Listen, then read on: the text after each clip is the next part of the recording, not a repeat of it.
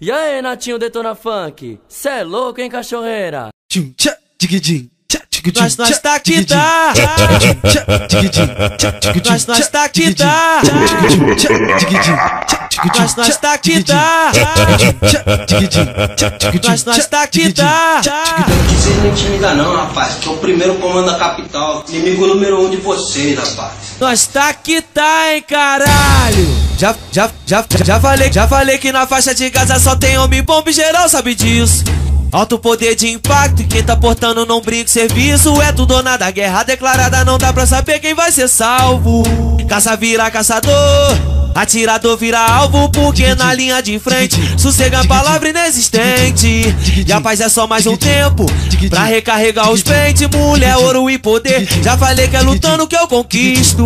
E a blindagem do meu corpo quem fornece é Jesus Cristo. E a lei que sempre acreditei é a lei do justo lá do céu, porque aqui a lei do homem não tá saindo do papel. De um lado nós trajado, do outro esfardado. Nesse conflito tá tudo mudado. O errado tá agindo pelo certo, e o que era pra ser certo tá agindo errado. Aqui não tem esperto e nem otário, mas a vida nos obriga a ser maldoso, principalmente com o verme que vem na maldade de nós. Só recebe o troco, é boné de 200, tem nem de 1000 e uma camisa de mais 300. Nós tá portando, mas não se ilude que a liberdade que pra nós tá valendo. Dizem que é ruim a vida que escolhi, mas minha escolha eu vou honrar.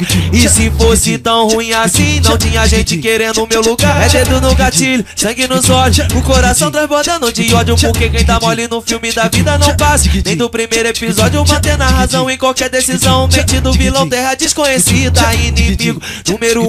O réu estado que não acredita quando o cifrão fala mais alto e fizer parte da autoestima. Vai ter uma faixa de Gaza, sempre uma nova esquina.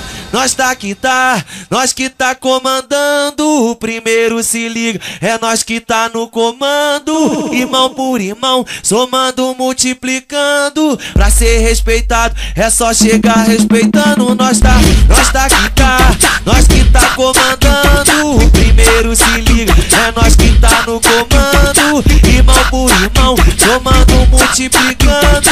Pra ser respeitado, é só chegar respeitando. Nós tá que tá, nós que tá comandando. O primeiro se liga, é nós que tá no comando. Irmão por irmão, somando, multiplicando. Pra ser respeitado, é só chegar respeitando. Comando não é igual político não, mano. Aqui a gente fala e faz o bagulho, certo?